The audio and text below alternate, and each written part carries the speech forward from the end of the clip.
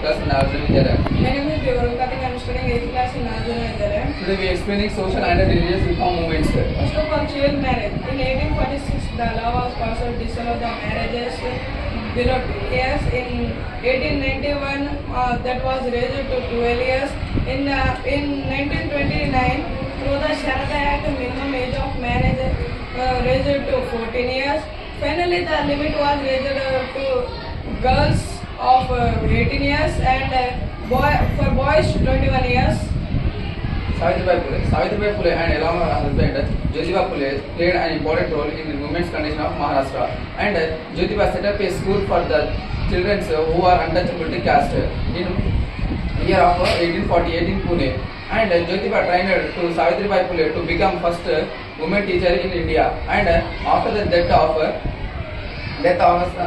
Jyotiba Phule, Savitribai Phule took the responsibility of Satyaswak Samaj, and she feed 2000 children for every day. Narayana Guru, he was a religious leader who purchased the One Jati One God One Religion for all, and he is known as scholar Ishwa Committee. His father Ayurvedic doctor, and he was set up a school who is on Narayana study, and he also set up a temple for who is on lower caste discrimination.